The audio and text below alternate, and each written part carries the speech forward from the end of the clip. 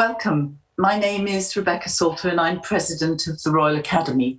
It's a pleasure to finally welcome you to the 30th Annual Architecture Lecture, which was inaugurated in 1991 by Sir Norman Foster, RA. And it's the headline event of the summer season for the Royal Academy's architecture programme. To mark 3 decades of the annual architecture lecture, the RA will be producing a pamphlet featuring the full transcript of today's lecture, which will be sent out to all attendees. This lecture was originally due to take place in July 2020, but sadly was delayed due to COVID-19. We were, of course, all hoping that it might be possible for us to welcome you to the Royal Academy in person, but instead, I would like to thank you all for your patience in waiting so long for this much anticipated lecture. We are honoured to have both Momoyo Kaijima and Yoshiharu Tsukamoto, the founders of Atelier Bow-Wow, joining us today. Nihon kara sanka sareteru minasan, konbanwa. I would now like to hand over to Neil McLaughlin, RA, to formally introduce our speakers. Neil is a member of the Architecture Committee that invited Atelier Bow-Wow to speak to us today. Welcome again and thank you. Thank you, Rebecca. Fans of Japanese architecture will have been spoilt this week with a superb lecture from the Japan Foundation as part of their Competing Visions of Modernity series on Tanjei and Shinohara earlier this week. And so we're very privileged now to have another very interesting architecture practice from Japan speaking to us today. I first came across Atelier Bow-Wow when my students visited their amazing house and atelier in Tokyo in 2011. And after that, Momoyo came over to London and spoke to my students at the Bartlett and gave a lecture that was very wise and very funny and extremely interesting. It was a good time for the practice, just after the tsunami in Japan, to hear their plans to talk about their response to that event almost a decade ago. So it'll be interesting to see how that has developed. Atelier Bow-Wow were founded in Tokyo in 1992, and their work as architects incorporates not only buildings, but beautiful books, drawings, writings, and exhibitions. They've an almost ethnographic interest in the relationship between architecture, society, and environment, with a focus on marginal, ad hoc, and overlooked buildings, which they fondly categorize as no good architecture, or dame. I don't know if that's the right pronunciation, but that's how we read it. Their initial focus was on Tokyo, with in-between and marginal spaces in the city, but I think their interest has recently been migrating to the periphery and to semi-rural or to rural communities, where urban dwellers are increasingly moving and where there are new possibilities emerging. And the phrase behaviorology, which they use, covers this idea of the interaction between people and environment in the form of light, air, and water. Momoyo studied at the Japan Women's University and then the Tokyo Institute of Technology, and later at ETH in Zurich. Yoshi studied at the Tokyo Institute of Technology and L'École d'Architecture de Belleville in France. Both of them have an amazing teaching record. Yoshi has a professorship at the Tokyo Institute of Technology, and Momoyo has been teaching the behaviorology chair at the ETH in Zurich, looking at the Swiss landscape.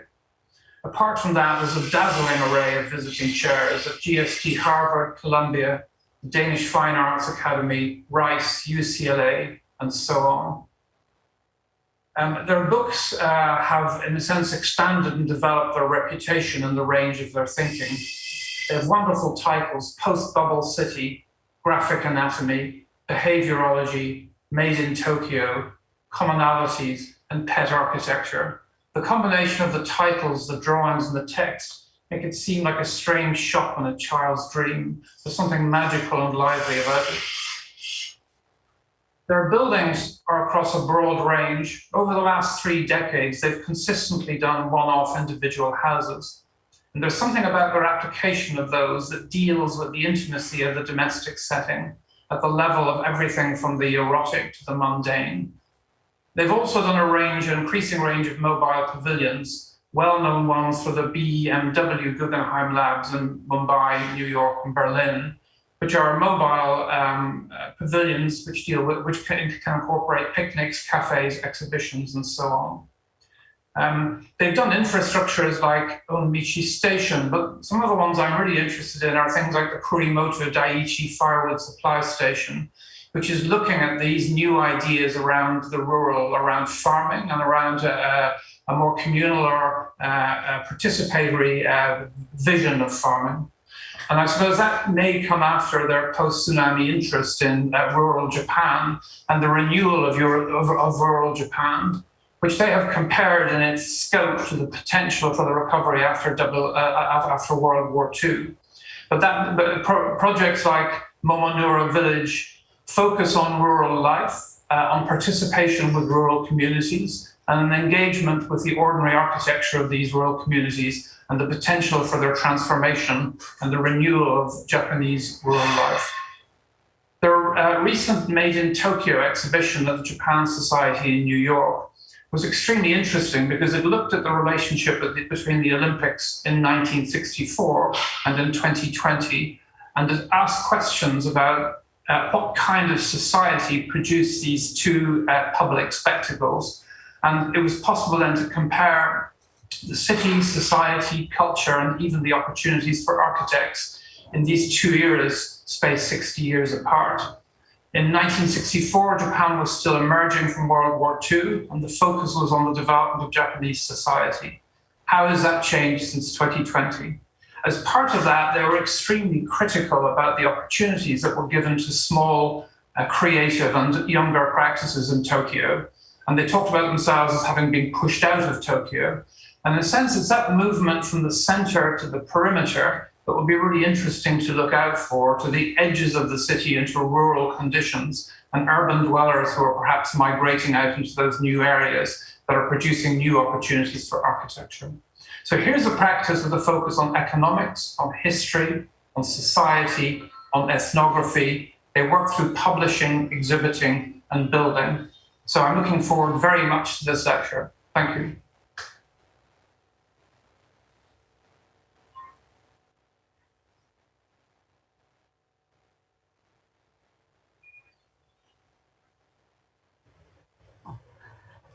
Thank you very much for wonderful, very strong, comprehensive introductions. Are really, really so great to hear. So yes, yes, and also that we are very great honored to present our project in this very special moment for 30th anniversary.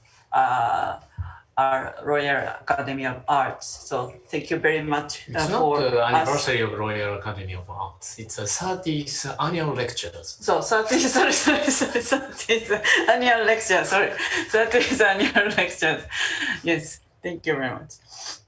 So okay, we will start our lecture. So today's title is Architectural Behavior. Yes, Momoyo, Yoshiharu. Oh, thank you very much. And today's title is Architectural Behaviorology. Oh, yes. Yes. Yes.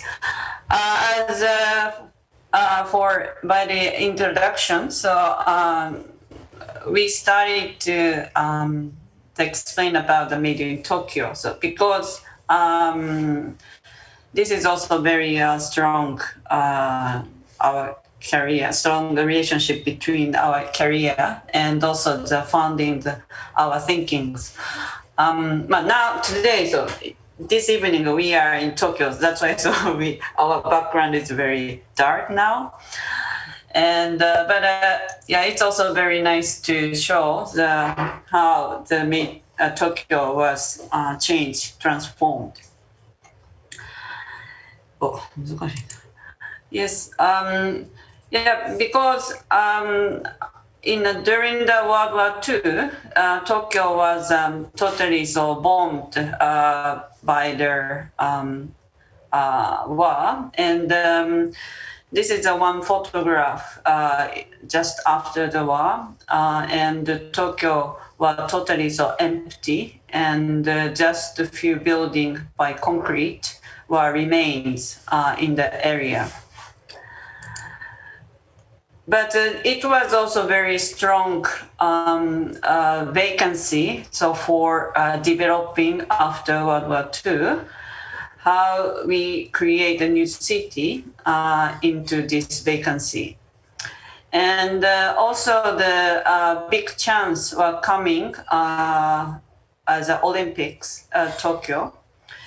And Japanese government decided to create a lot of infrastructure for making new city. But several parts were already occupied by after war. So that's why some of the highway were founded in the channel, and also another over the existing road to connect, to create the new traffic road after the existing context. And of course, the Shinkansen is coming, and the TV tower coming. And after the Tokyo was something like this photograph, so to spread city center towards the mountain area to west and the north and east all over. Yeah, reconstruction was. And Made in Tokyo we started in 1992. So as a research to collect the different interesting hybrid building in the city, and also the many of the hybridization is coming from the infrastructure and the new usage combination. And we try to illustrate this hybridization into the architectural diagram. And this was also starting point how we could explain by the drawings. And also it was 1992, so that's why the computer and the line drawings very, very quite fresh for us and for everybody. And also this neutrality and no architecture, so it's also very good for by this line drawing, so we decided. And we collect several examples into the guidebook as a Tokyo tour. And for example, one of the example is called Car Tower. It was made during the economical growth period in Japan. But 10 years ago, or 5 years ago, so several Made in Tokyo building was started to demolish for the new construction for Olympics and also new development in the city. For example, this car tower was also demolished, and then I was visiting, so one moment it totally to halfly demolished at that moment. And we also tried to have illustrate how the last 60 years the Tokyo was changed. It's also same. So the Olympics 1964 and 2020. So how they are transformed different ways. So, because we found several buildings, but we categorized 6 different buildings, and so they are very different situation in the 2 periods. For example, so stadium Olympic Stadium in Yoyogi was made by Tange. It's very famous one. So, and then now the new national stadium were originally planned as a Zaha Hadid competition proposal, but it was a cancel. And then after the Kengokuma take the charge of this responsibility. So, but context-wise, Olympic Stadium Yoyogi was found in the military base for a U.S. Military after the war, and then to replace the public space into the as a stadium. And also the new national stadium is located to the also the closer part in the city. But it was the renovation from the reconstruction from the old building to new building. It's a gymnasium. Gymnasiums, yes. Not stadium. It's gymnasium. Okay, thank you. And then also another case, Shinjuku Station was also changed. And also shopping mall. So also the 1960 for shopping mall department were more individual, so big building, each building. But nowadays, so the development was a different scale, and also some of the department store were used by other new companies. And also office building were started to just built as a skyscrapers. But nowadays, the internet connection and high-speed infrastructure support the rural area to become the new lifestyle of the business. And also capsule hotel, and also it's coming from the capsule tower, very similar size but very different use. And also house were totally different scale, but same time. So nowadays a lot of the renovation and the restoration is very popular in city center. So the exhibition was exhibited in New York Japan Society, and we tried to make a contrast between two periods from inside and outside of the box-in-box spatial composition. And then from here, so I try to explain to how the architectural behaviorology try to find the different periods. So, Tokyo Olympic and twice the 1964 and 2020 was also the strong contrast between two periods. But I think it's also same time so that we could also bring this time axis into the more long industrial history related in the Earth, the condition. And for example, this is one drawings for 18th century and 19th century. So the Earth occupy some part as a place. But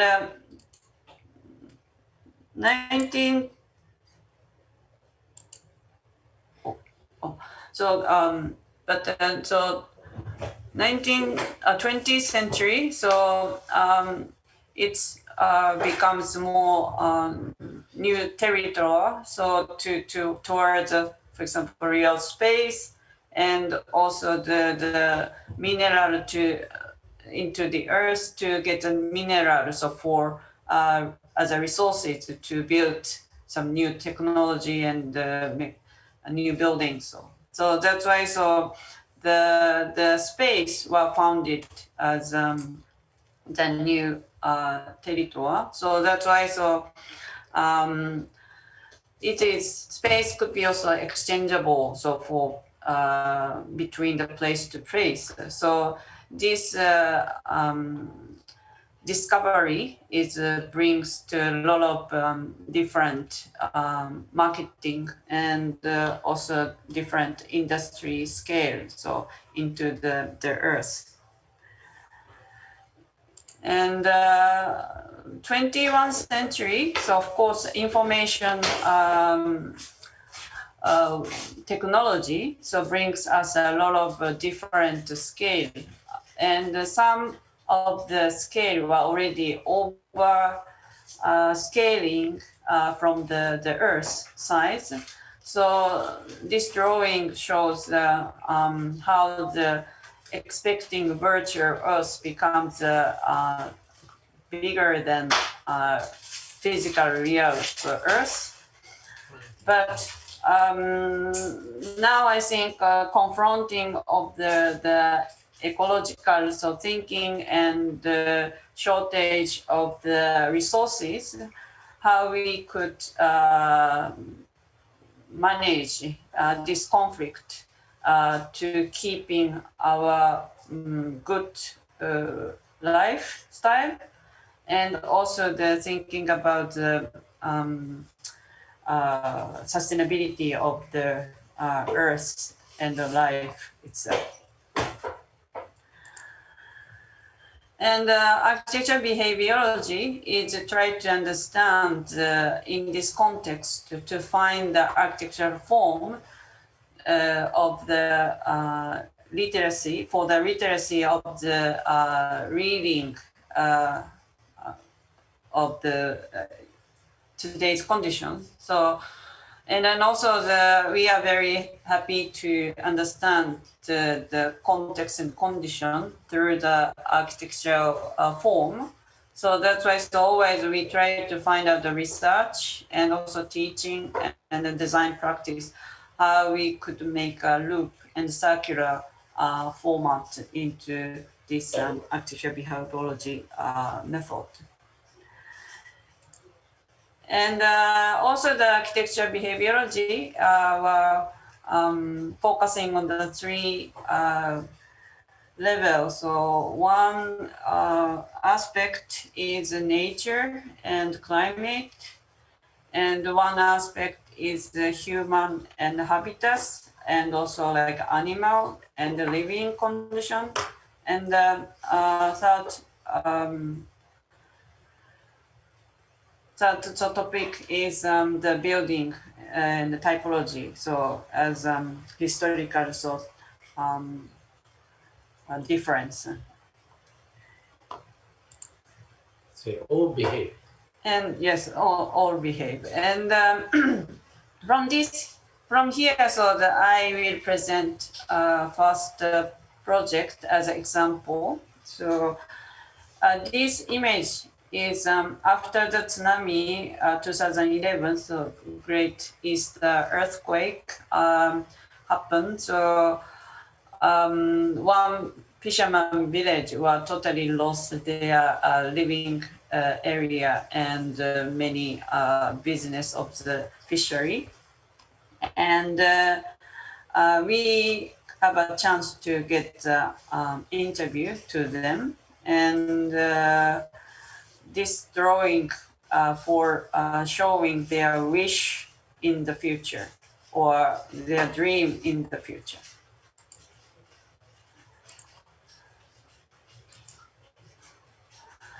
So the photograph shows just after 3 months of the disaster. We went there and to start to make a conversation with the local fishermen's group. And we found a totally damaged area by the tsunami, but at the same time, so we saw very strong forest behind of the village. And we started to looking for some new residence area up on the hill. And this hillside were also planned cedar tree, so during the 1960s by Japanese policy. And we saw the many timber resources, and all timber will belong to the fishermen. So that's why we started to think about making the proposal to the recovery house for them by these resources. But and then this house was a core house, it's called, and the center small core was add to several timings by result of the new incomes from the recovery of the fishery. And we tried to make one model house for them to understand, to share our idea with the local fishermen. But unfortunately, the resources were already cut out from the existing industry, and at the same time also a lack of the labor and locally, and also decreasing population and aged society in this rural fisherman village area were totally lack of the recovery by them own. So that's why the many house maker and many supporter came to build the house. So that's why finally the recovery residency were very similar to Tokyo suburban residency. So that means there is no characterized of characteristic specialties from the local heritage. So firstly, we partly have to give up our first trial, but 3 years later, one of the leader of the fishermen, he proposed us to do the fisherman's school, for collecting the newcomer from outside of the village. And we started to make a planning for 3 days fisherman's school with the local people to invite some young people to become the fishermen in this area. And we made a textbook from the interview of the local fishermen, how to catch a fish. And also we did several different school about the different topic. For example, one was the focusing on the entrepreneurship in this region to bring the new business with the fishery and also other things. And also once we did the food of the local fishery and also local vegetable to create a new recipe. But it is very, very also important how the foods are connecting in the society of the local society. And it's also very simple, the language to exchange between the local and outsider. And we started to think about the new location for housing for newcomer, because many of the recovery land were emphasized to invite only for recovery to the people who lost a place in the village, in the local community. So that's why for newcomer, there is no space for move in. And we started to analyzing, and also we start to understand how the hill food or mountain food were used as a different use as originally. So, for example, rice field and vegetable garden, and some of them had a more some primary school area, and a lot of usage happened before. But a planning of the cedar tree and also now the maintain of the forest were not good at this moment. So that's why this foot of the mountain area were not well used in the unfortunately. So that's why we discussed how we could bring new life into this mountain area. And we start to test how thinning the forest of the footing area in the mountain to create a new job and also to create a new space for future community event and activities. Through this test, we started to understand, some of the place were originally used as the vegetable garden for fishermen, but it could be also a good place for the residency, which could receive the newcomer from outside. And the first test is also the accommodation for urban people to come to stay here short terms. And also I asked several young architects to propose some cottages on around the area. And finally, we found a good the founder supporter, by found, and then we start to thin the forest to create an open space with the volunteers and with the students. And also some of the tree was milled for the cottage timber material. And we ran also summer school for build up ourselves with supporting the local carpenter group. And we did the 2 buildings for them. And the 2 buildings and the main house were designed by us. And this 3 buildings is located in the terrace of the this vegetable garden in the forest. And also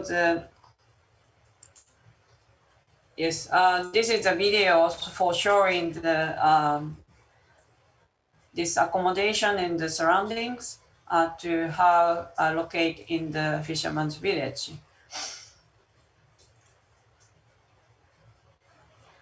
You can see how the mountain foot area were opened to the new accommodation.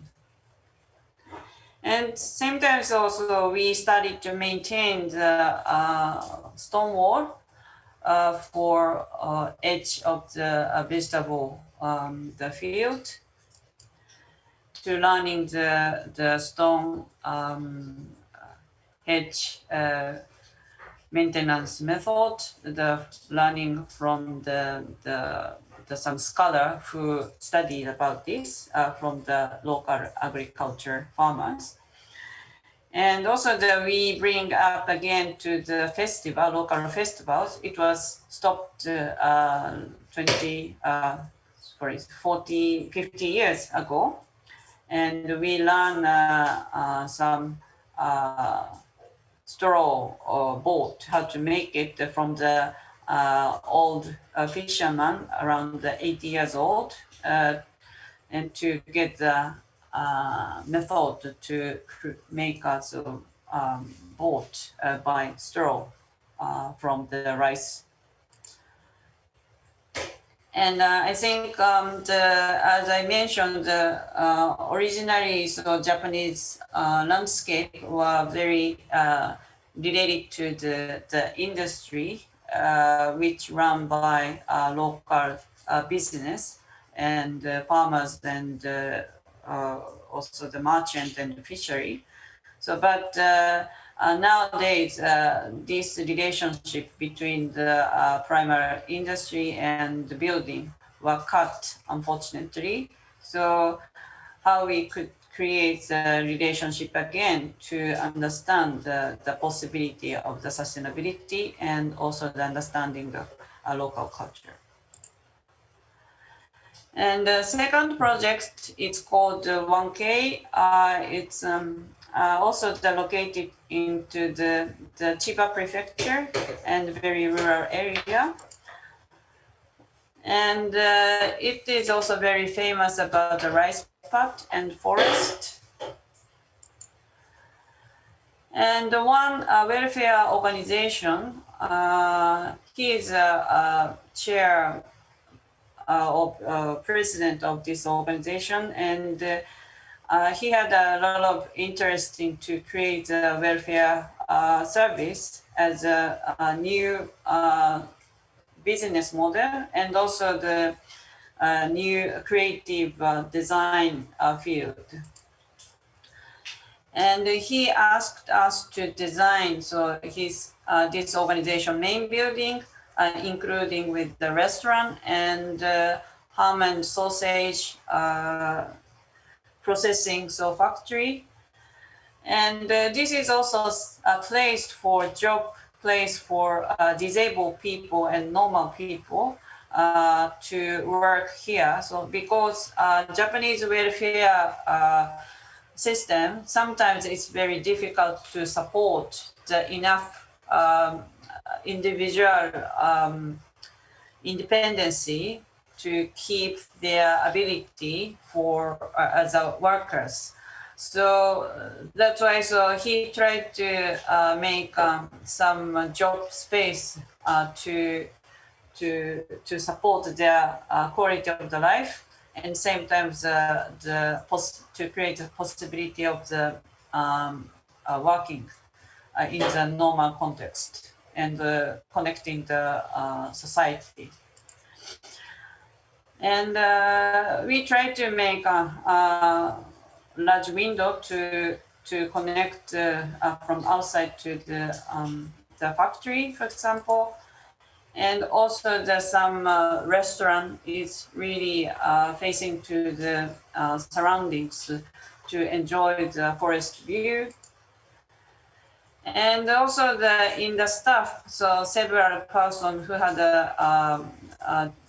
some disability about the knowledge and also some body and mentally. But they couldn't have a job to join this workspace.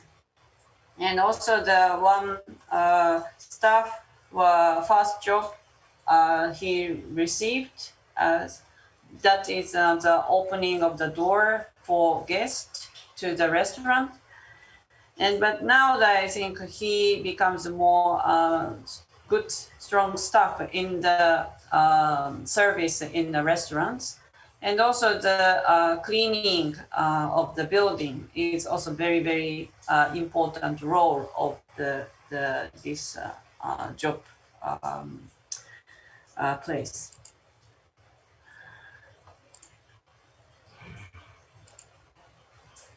And after running several years, they started to find some problem of the neighbor's forest, which belongs to neighbor's farmers. And they started to negotiate to clean up and use some leftover material for selling the fire log. And finally, the forest becomes very clean and bright. Light comes into the forest, and then it becomes a very healthy situation. And same times, log could be sold as a new business. And these models come to the 1K project. So this organization started to think about the workshop space for timber work, collaborate with the local foresters and also the local sawmill and also farmers. And also they invite several people who belong, who has a position in the work in a large enterprise in the urban area, or some suburban residency also could join this 1K project as a supporter, but same time also as a workers or newcomers. Purpose is producing the job for the disabled people again. Yes, yes. And then this case, they found also different possibility from traditional oaks chop the firewood. This is also very one method traditionally. So, but they need skill. But this damper splitters is more easy for Safer. everybody. And we made some flow chart from the forest timber to become the firewood. And we also made some manuals so for this job. And also the building itself would be or should be related to this process. And we propose a simple log column. It's also connected and has some timber roof. And all roots come from the nearby in the backside of the site, and to collaborate with the local forester and also local sawmill and carpenter together to build up this building. And this is also some very representative of the building as the symbolize of the connection and network around the buildings. And this is the photograph of when the main frame was built. And then after, so we celebrate through the cakes, the rice cakes from the top to the audience. And this is finishing and finalized the building. So the building itself is very simple. So 3 roof, different height, and center has a very big gate to the forest. Opening. It can be closed. Yes, and this the center gate has a large sliding door, and this sliding door could be open as a loggia to connect to the forest and also the front yard. And also some of the small cottages or small shed were also the creative, some different sub-production from the main farming. So for example, sweet potato produced next to this shed. And then leftover some sweet potato or small piece of the sweet potato, not good form potato, so becomes also smashed as a sweet potato cakes. So that means the all resources could be also the job space as a process. So that's why around this 1K, so there are so many different small jobs to share with everybody. And this is also another fire log space, and also it's becomes also the collecting the sweet potatoes, and also now refrigerator, and also now that they started to the jam factory, and it's this kind of sub work and different diversity of the work were creating time by time, so by their ideas. And then now that they had some planning to create a new living area, so for people who had the drug addict problem, and to solve their custom, and then also to recover to the normal society. And we propose and to wait in the fund, and also this is a model for presenting the Seoul Biennale 2 years ago. Thank you, Momoyo. So this is Yoshiharu. I'd like to continue the discussion about how we produce better accessibility to local resources, and how architecture can help to lower the barrier between people and resources. So the first one was the cedar trees in the farming village devastated by the tsunami. Now it is very difficult to utilize these local timber for reconstruction of the new villages.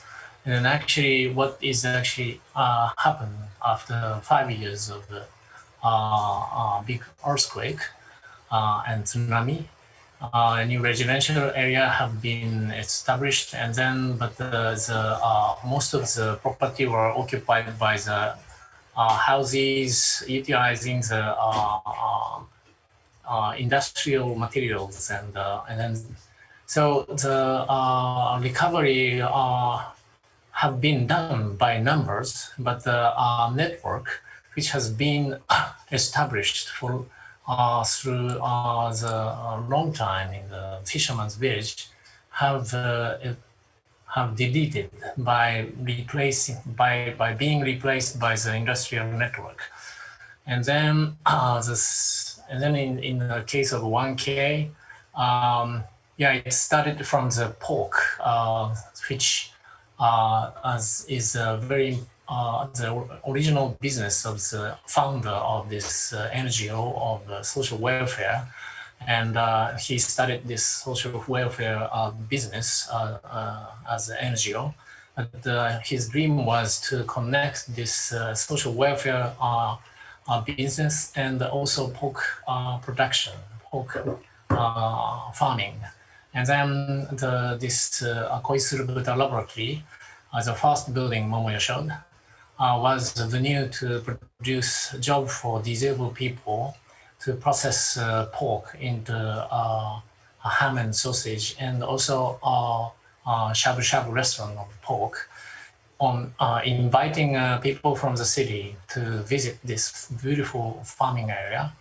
So it's an urban-rural exchange program, and it's also we call six-nization of welfare. Welfare is considered as a third industry, but combining with first and second industry, primal industry, 1 by 2 by 3 it equals 6. So 6 industry is one of the keyword for this kind of urban-rural exchange program. And then through this practices, they also found surrounding cedar trees, which are not well maintained for a long time, can be another resources to create job for disabled people again. And then start thinning these trees to produce fire log. And then 1K building is a center for this activity. And then, so I think this is quite important for us to let people change through participating into this kind of buildings and those activities. And I think it's for Momoyo also explained that we are confronting the huge issue of sustainability, and I think building industry are trying to show the answer or to these issues, and then sometimes it is they promote the industry promote the smart building, and and then on with this a little bit kind of nuance that okay, you don't need to change your life, and then you can't, and because you can't change, you get used to 20th century's lifestyle, so you don't need to change your lifestyle, but the industry can take care of it.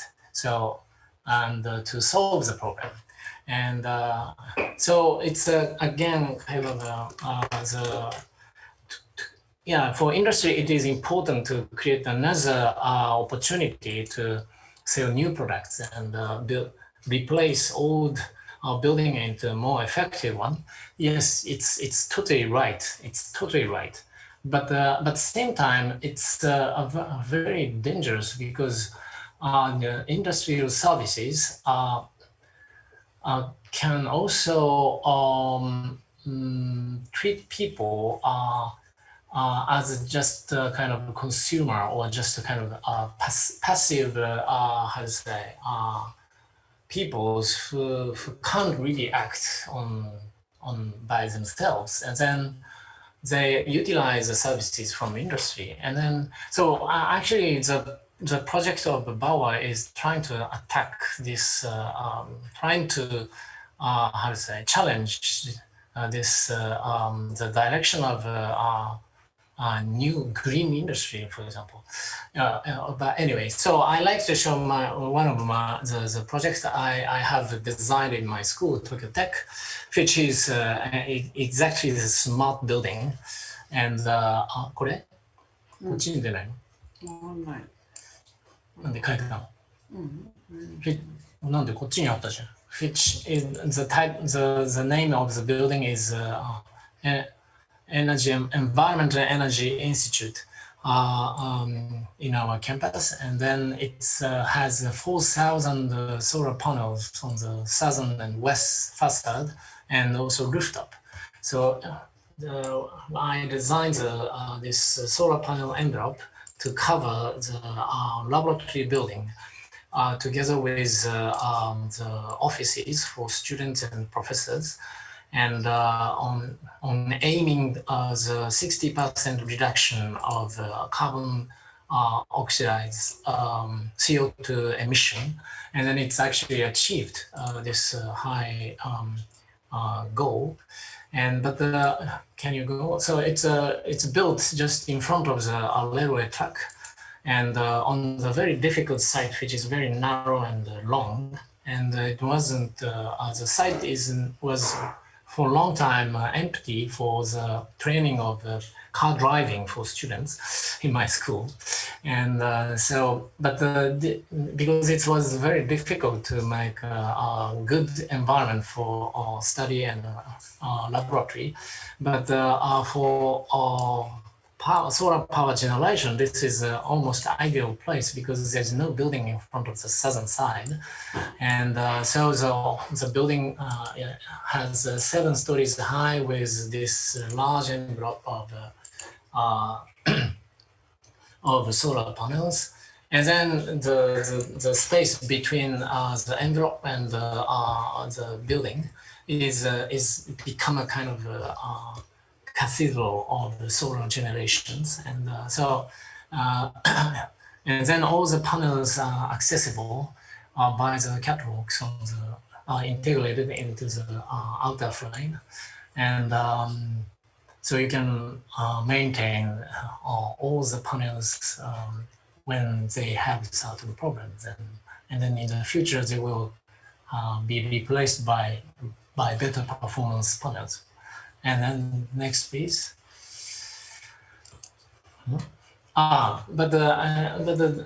Yes, this building was very much appreciated by architectural by our by in our society, and we got several prizes for this. But same time, I also have a how to say question. I question myself whether this is smart building is the only solutions for today, and I really wants to how to say let people to think about transforming themselves into resourceful human instead of human resources. So at that moment I found the word human resource is very strange word, because it is it reflects the perspective of managers who hire people for the companies. And yeah, for example, I'm teaching at university, and then young students are trying to become better human resources to be hired by good company to earn more money, to earn more money, and then buy the better services from industry. And all the energy and all the food are provided both from these industrial services. But I think this is somehow quite difficult to continue to sustain. Then it's also interesting to stop thinking about being just a human resource or better human resources, and then change direction into resourceful human who can access to their environment, surroundings, and then to withdraw the resources for our lives. For example, fishermen we actually encounter after a big earthquake and tsunami in Tohoku area were real resourceful human. They know how to fish, they know how to deal with trees, and they also grow rices before tsunami. And so they are the person who don't need so much industrial services for energy and food.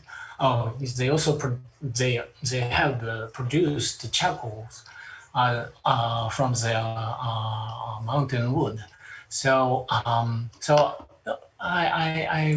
found myself, I'm very fragile in compared to these type of people, because I'm totally dependent on industrial services, and then my livelihood is totally upon this industrial society network.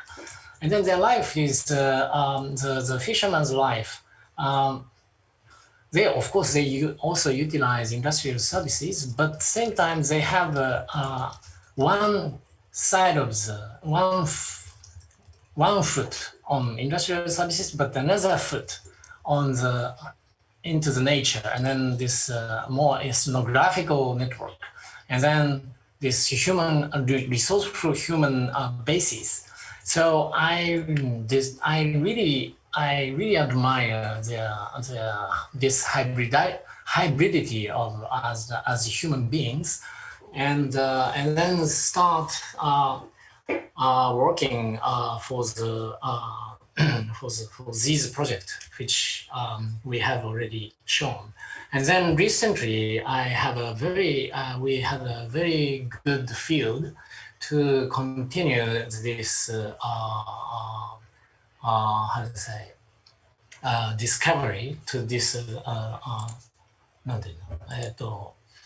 endeavor, and so I like to explain it. So this is what's the view where I'm visiting every weekend in Chiba Prefecture next to Tokyo, 1.5 hour drive. And it's a very beautiful place called Kamogawa Kamanuma, and a series of rice paddy on the low hill or kind of small mountains everywhere.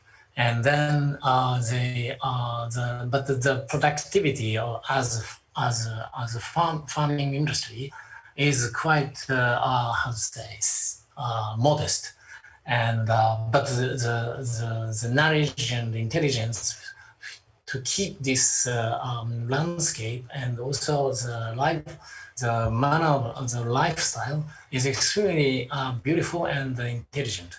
So, and then they are confronting the depopulations and then deterioration of this beautiful farming landscape. And then there's one guy, Mr. Hayashi, who immigrated this area 22 years ago, starting the urban rural exchange program by himself, alone, together with on helping asking to help him the local farmers, all the local farmers. So he learned how to farm from local farmers, all the local farmers, and then now try to teach and to the people from the city. So every weekend we go there and then working for this village. Next, please. Oh, so this is we call this Tanada stepping rice terrace, and I'm one of the owner of this rice terrace and renting, and one of that, and then invite my friends and my students to work in this farm, and it's a really delightful experience to work for this kind of beautiful farming area. Next. And then this is the first project we have done in 2016 together with Muji. And Muji also help Mr. Hayashi to continue this, to maintain this beautiful farming landscape. And then Muji and Atelier Bow-Wow and Mr. Hayashi tried to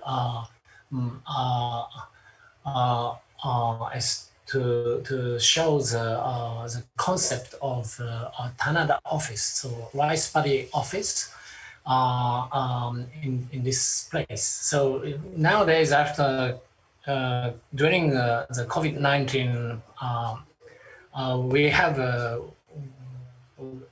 remote work and became very popular and very normal.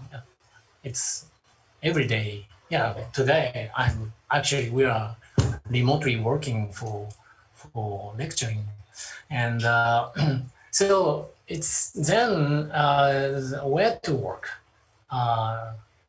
can be very diverse, and so Muji imagined one or two staff work in this farming area, helping the local farmers during the day, the sunny day, and rainy day on early in the morning or the evening, they can work for Muji through computers. And then, so this is actually a kind of a symbolic pavilion to tell this story. So actually there is no electricity and no Wi-Fi, so this is not the real, the Tanada office, but symbolically, it really tells the direction of this farming village towards future. Next, please.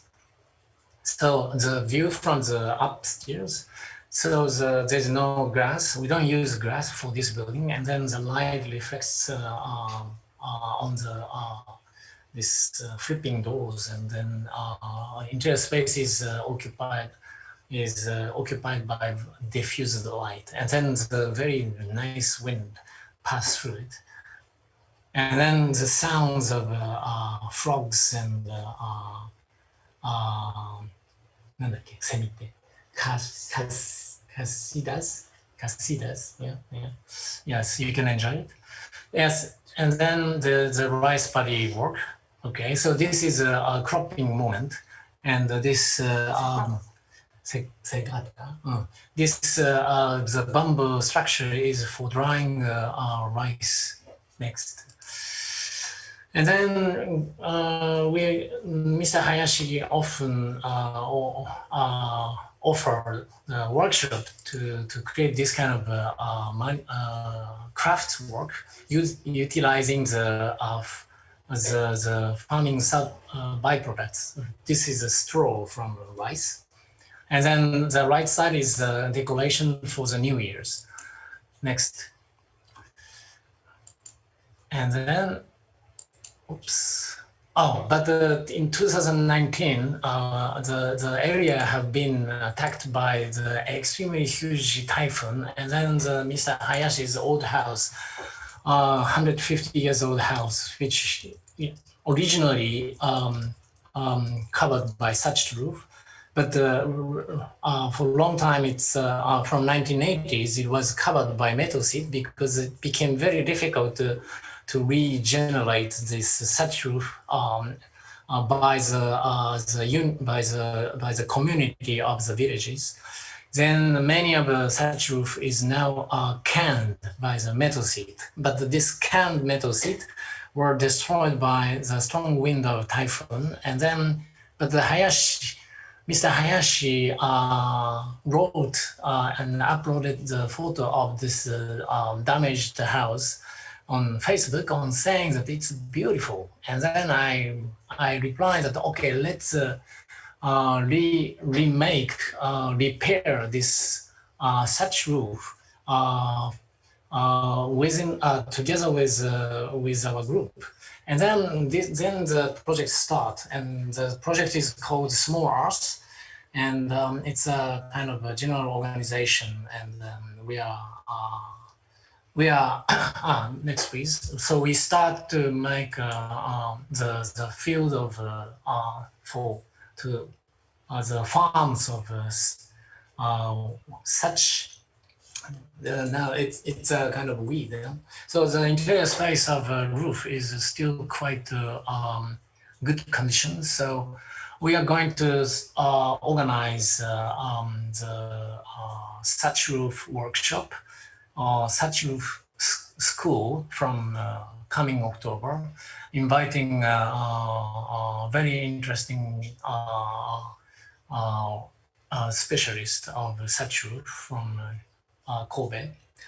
And so repairing this roof, we try to produce person people who can actually work for thatched roof construction in the regions. So construction produce also skillful person. So this is again resourceful human. Next.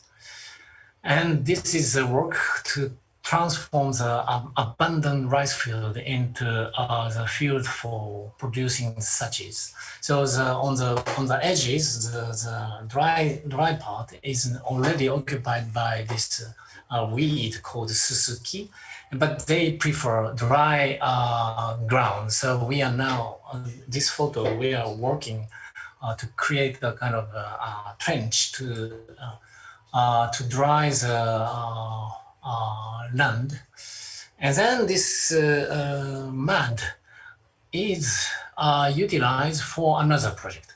Next. Yeah. We also plant the this weed in this manner. Okay. Next. And then so this kind of small jobs to maintain the farming landscape is not visible from the city residents. So okay, the rice production can be historically a kind of labor collective seasonal work. So it has always a very festive aspect. So it's easy to organize a kind of event to invite people from the city. But there are more works, many tiny little works to maintain this farming landscape. And then we call these invisible tiny little work in the farming area, chokotto shigoto in Japanese means tiny little work. And then we collected these tiny little work from the villagers, and then mapped them on the vegetations of the farm of the villages, and then show how the landscape is accompanied with these tiny little works. Accumulation of tiny little work actually produce this beautiful landscape. And then the issue is the laborers and the manpower who actually continue this maintenance is under the risk of diminishing. So because of the depopulation. So we are now preparing the new platform to let urban citizens to participate into this maintenance work by watching this kind of, by understanding this the diversity of tiny little work. And okay, next. And then we luckily found, and then during the process of this work, we also had the opportunity to buy the old farmhouse in the middle of the village. And but it was bought in a very collective manner. So Mr. Hayashi established a kind of fund to buy this old house and then transform it into kind of new community activities. This new community is not only local community, but it's a hybrid community between farming cities, the villagers and also urban residents, and who visit often this place. And then among them, we are going, yes, 2, 3, or 4, probably more, would immigrate into these villages. I think that this redistribution of population into farming area is also a very important project for Japan nowadays. Okay, and then the mud we how to say scrape from the abandoned rice paddy, utilized for repairing the mud wall. And then the mud wall needs this grill made of bamboos. These bamboos are also from the mountain on the backside of the house.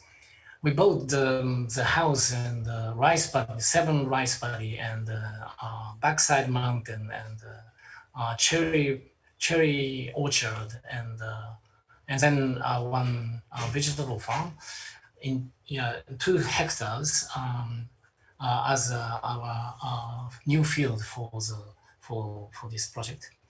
Okay, but it's all collective. So we okay. This is how we reform the floors, and then we scrape the original mud floor. And we have to cover it by concrete slab because we want to run the cafe here. And then now today's Japanese law doesn't allow the mud earthen floor to run the cafe. And so we are obliged to cover this floor by concrete. But before pouring the concrete, we worked together with bamboos and charcoals and the straws to improve the underground condition better, to improve the underground conditions, to let the bacteria and kind of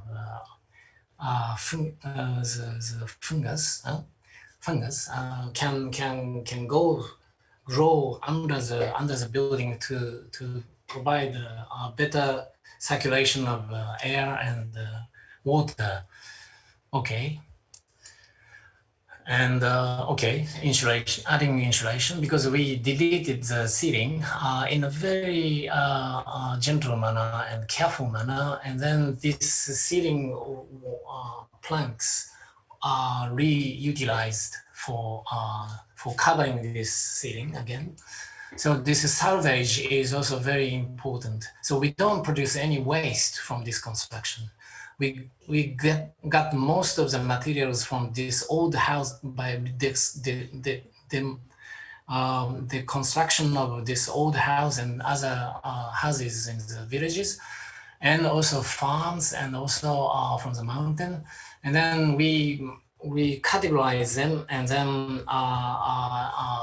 put in the storage and let them wait for a while to be utilized for new construction, new utilization. Next. Yoshiharu, I think we must finish in a second, I'm afraid. I'm so sorry. Okay. Yeah, we also organize a kind of a forest kindergarten. Yeah, this is a bark of cedar trees for finishing the facade of the new additional part. So this is a recent view of community kitchens. And so we invite the community market happens once a month, and then recently the new the shop start in this place. Yeah, and then the last slide is to wrap up the discussion today. Yeah, the ethnographical network, what is 20th century is bringing people from ethnographical network into industrial society network. But I think now, this industrial society network also produce a kind of barrier between local resources and to the people. And then what we are trying to do is finding the barriers and then challenge them and then resolve or lower or break it or punch it, and then make better accessibility to the local resources, and then move, and then people become more hybrid between ethnographical network and industrial society network. And then this is a place for resourceful human. Yes, thank you very much. Thank you so much.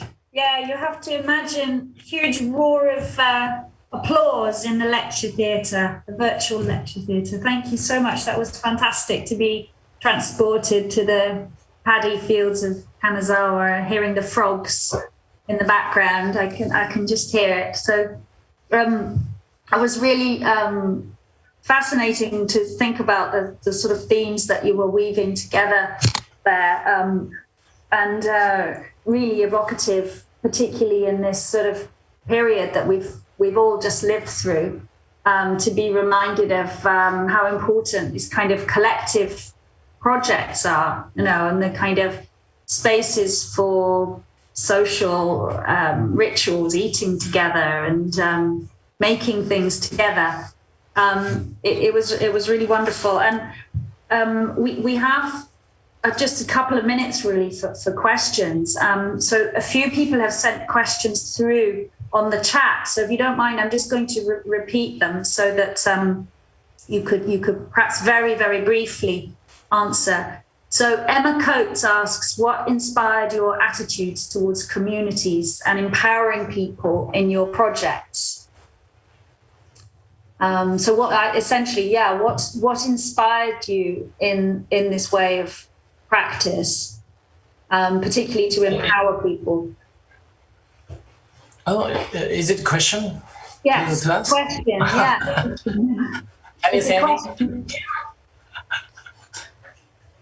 What inspires to work in this manner? Yeah. Okay, so I think actually from the beginning, Bow-Wow is interested in how something we can't own by ourselves.